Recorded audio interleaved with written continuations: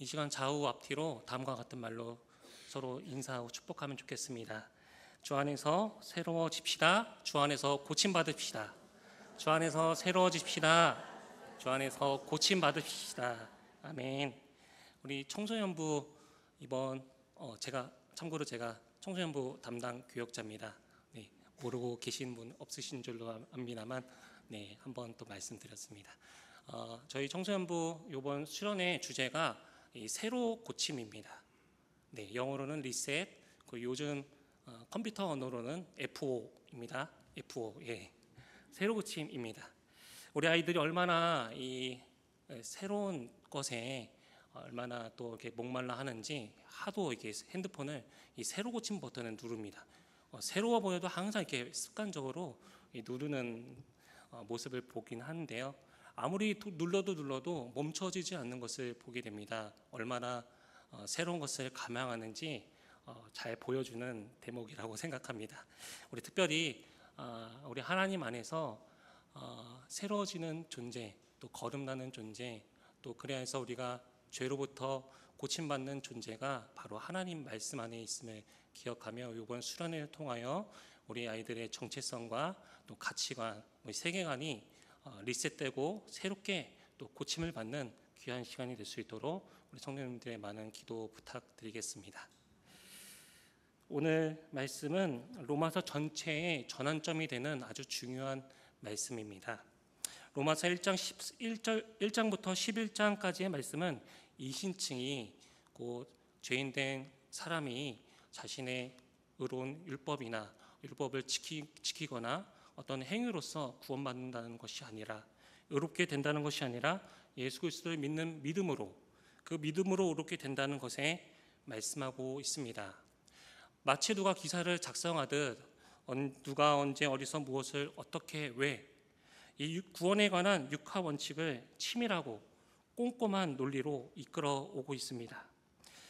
이처럼 로마서를 나눈다면 앞에 부분을 1장에서 11장까지의 말씀은 교리편, 그 12장 이후부터는 실천편으로 나눌 수 있을 것입니다.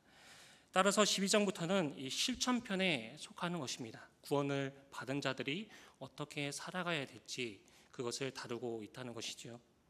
그래서 구원은 믿음으로 받게 된다는 것, 그리고 오직 믿음으로만 구원에 이를 수 있다는 것, 그러나 그 구원은 누구에게나 열려 있다는 것을 알려주고 있습니다. 이제 12장 1, 2절에 이르면 그러므로 형제들아 라고 말하며 하나님의 풍성한 자비하심에 근거하여 어떻게 살아가야 할 것인가를 교훈하고 있습니다.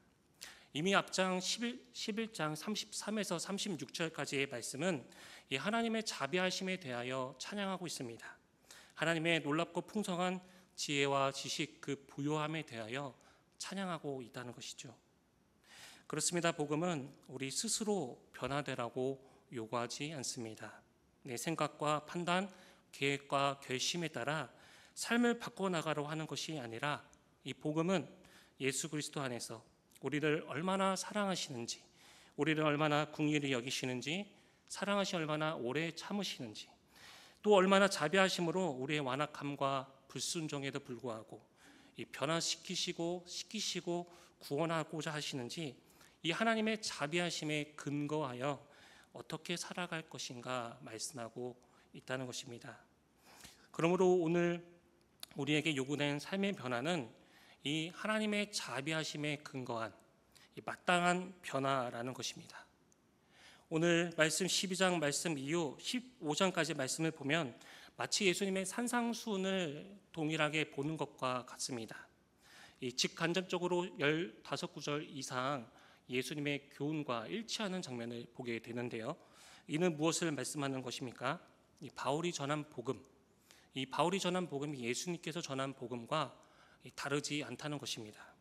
이 정확히 일치한다는 것이죠. 나아가 바울이 주는 오늘 교훈은 바울 자신이 교훈하는 것이 아니라 예수님께서 말씀하시는 구원받은 성도들이 이 구원받은 이후 이 세상에서 어떻게 살아갈 것인가 그 대하여 말씀하는 것과 같다는 것입니다.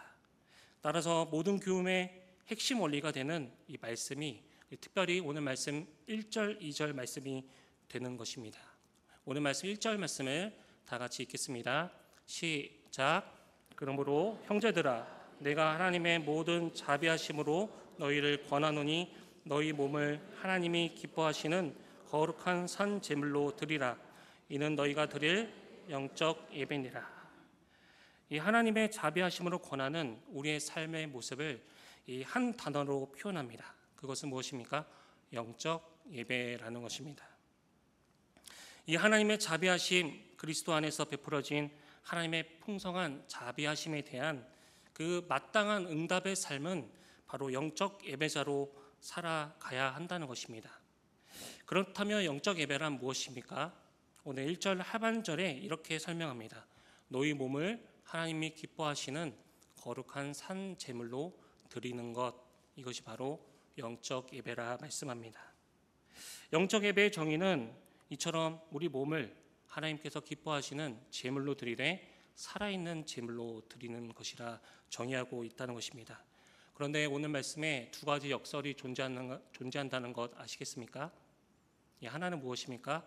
바로 산 제물이라는 것이죠. 두 번째는 무엇입니까? 두 번째는 어떤 역설을 혹시 찾으셨나요? 오늘 말씀에? 네, 두 번째는 몸으로 드리는 것이 바로 영적 예배다라는 것입니다. 먼저 첫 번째를 살펴보도록 하겠습니다. 오늘 구약적 의미에서 제물이란 어떤 것입니까? 바로 죽어야 하는 것입니다. 이 제단에서 양과 염소가 뛰놀고 있고 이 성전에서 비둘기가 날아다니고 있다면 그것은 제물이 아니겠지요. 왜냐하면 죽지 않았기 때문입니다.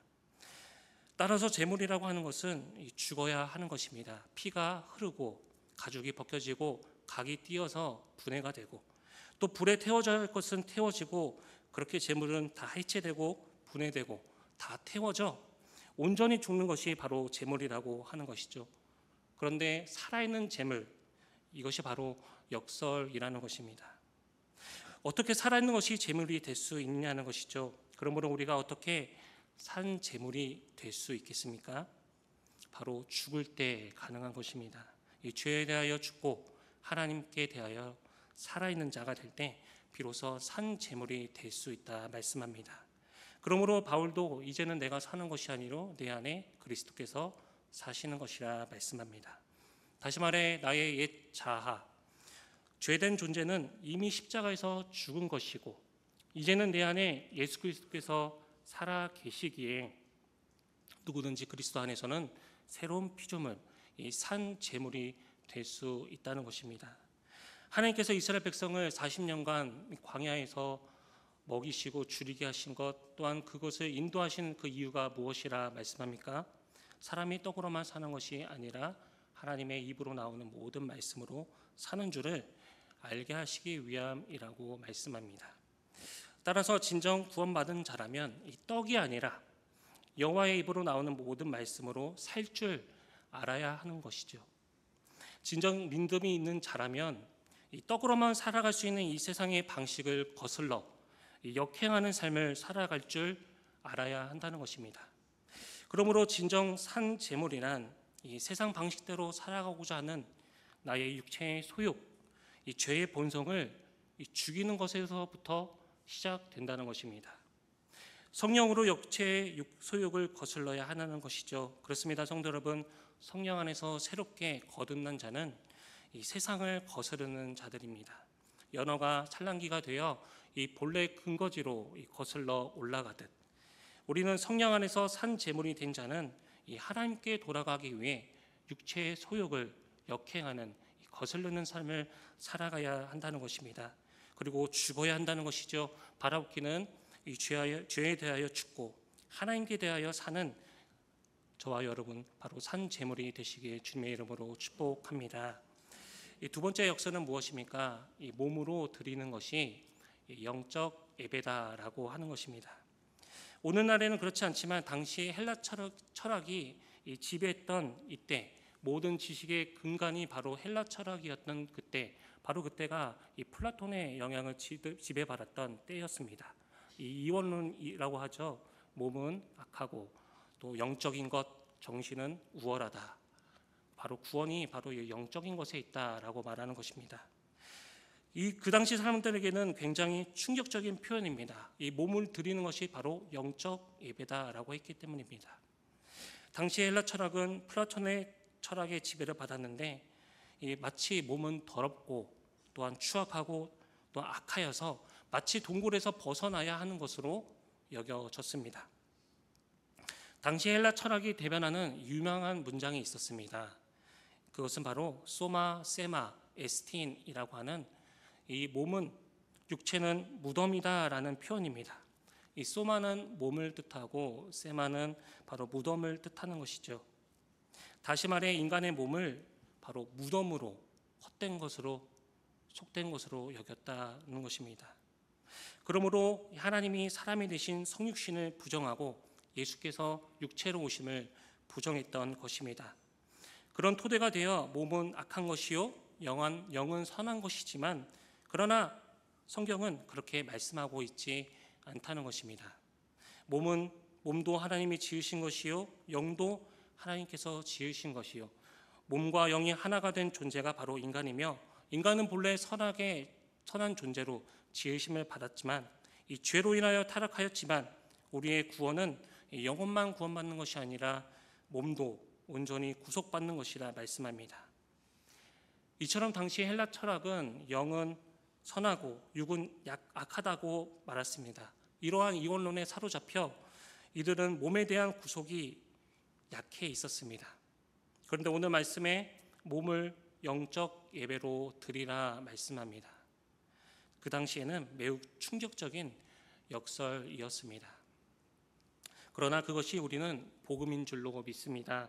예수님이 우리의 영혼만 구원하는 것이 아니라 죄 가운데 있는 우리 죽을 몸도 예수님과 같은 영광스러운 부활의 몸으로 호련히 변화시키고 구원하신다는 것이 바로 복음이라는 것이죠. 그러므로 우리가 이 땅을 살아갈 때에 우리의 모든 삶이 살아있는 산 제물이 되어야 하는 것이며 그것이 곧 영적 예배라는 것입니다. 우리의 몸으로 행하는 것이 영적 예배가 되는 이유는 어디에 있습니까? 예수 그리스도를 믿는 우리들은 바로 의의 병기가 되기 때문입니다. 옛날에는 죄 가운데 있어 이 불의의 병기로 살아왔지만 예수 그리스도의 피로 구원받은 우리는 하나님의 뜻을 이루는 의의 병기가 되고 예수 그리스도를 머리로 한 몸이 되며 성령이 거하는 이 성전이 되기 때문입니다. 따라서 우리의 몸으로 하는 모든 찬양과 기도, 헌신과 봉사 그리고 모든 것들이 다 예배이고 영적인 것이고 우리의 삶이 모두 영적인 것이라는 것입니다. 그러므로 먹고 마시는 것도 주의 영광을 위하여 호흡하는 것도 주의 영광을 위하여 살아가야 하는 것이 바로 여기에 있다는 것입니다. 이렇듯 오늘 12장 1절 말씀은 15장까지의 모든 교훈의 핵심에 해당합니다. 그것을 해석하는 원리가 바로 12장 1절 말씀이라는 것입니다.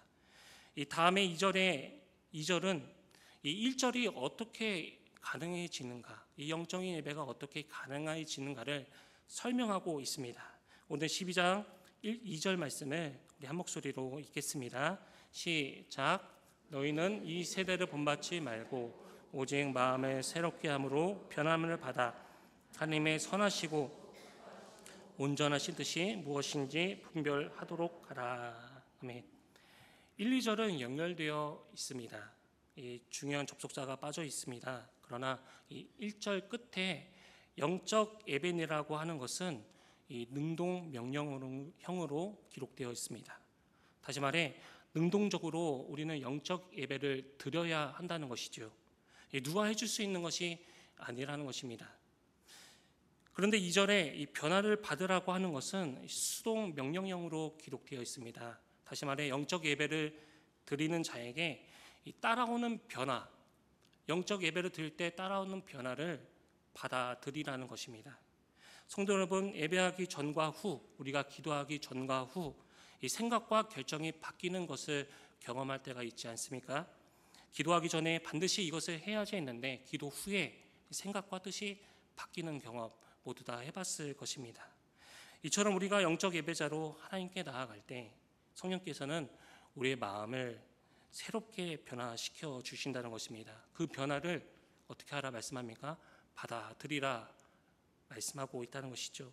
특별히 이 세대가 우리를 이 세대의 틀에, 이 세대의 사고방식에, 이 세대의 가치관과 인생관과 세계관에 우리를 넣어서 빚어가려고 할 때 그 풍조에 따르지 않고 사로잡히지 않고 성령께서 하나님의 뜻에 따라 순종하는 이 사람으로 변화를 이끌어 가신다.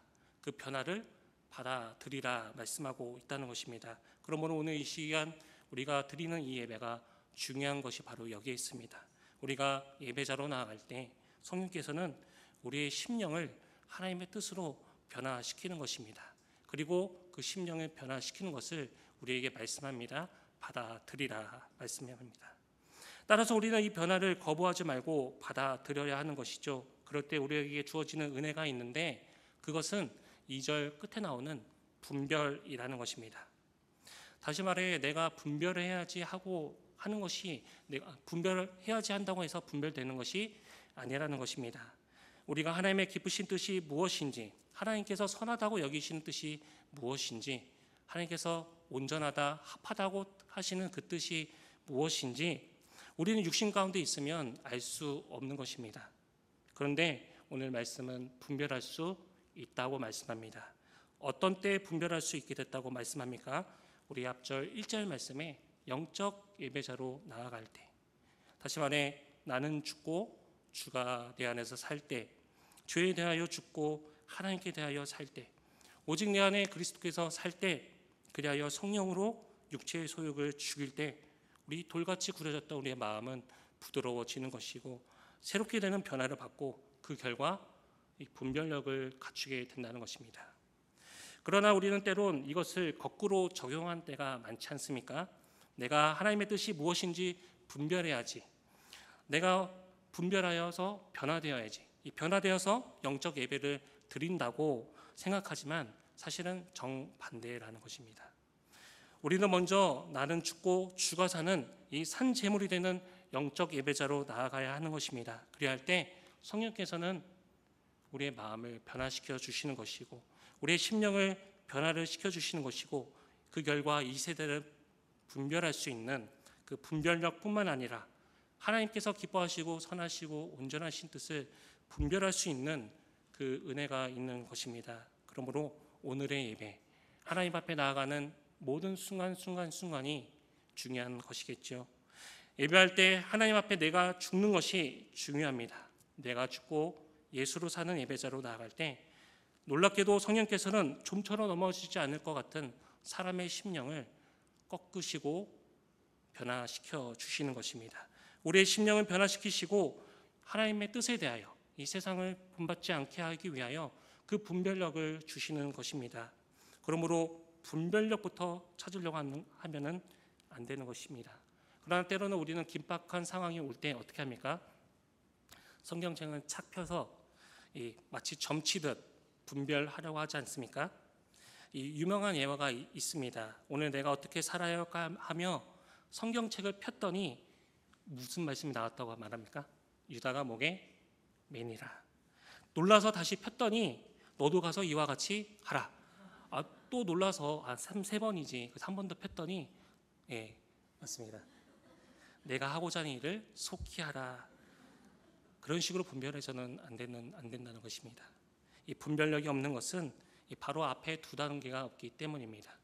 영적 예배자의 삶이 없는데 죽지는 않고 내가 살기만 있는데 어떻게 심령의 변화가 있으며 어떻게 하나님의 기쁘신 뜻을 분별할 수 있겠냐는 것이죠. 사랑하는 남대문교회 성도 여러분, 그러므로 영적 예배자로 나아가기를 소망합니다. 다시 말해 죄에 대하여, 세상에 대하여, 육신에 대하여 내가 죽고자 결단하며 나아갈 때 하나님께서는 그 십자가 한 복판에서 우리의 심령을 변화시키시고 또 그 가운데 예수 그리스도를 살리시는 하나님의 능력이 우리의 삶 가운데 역사하시는 줄 믿습니다. 하나님 안에서만 새로운 존재로 변화시키는 줄 믿습니다. 죄로 병들었던 우리를 고치사 다시 살리시는 능력이 바로 영적 예배, 나를 죽고 주가 사는 이 산 제물로 나아갈 때 하나님께서 우리에게 선물로 주시고 분별할 수 있는 능력도 주시는 줄 믿습니다. 이 시간 영적 예배자로 나아가고자 하는 또한 결단하는 모든 심령 가운데 새롭게 하시고 고치시는 주님의 은혜가 있기를 주님의 이름으로 축복합니다.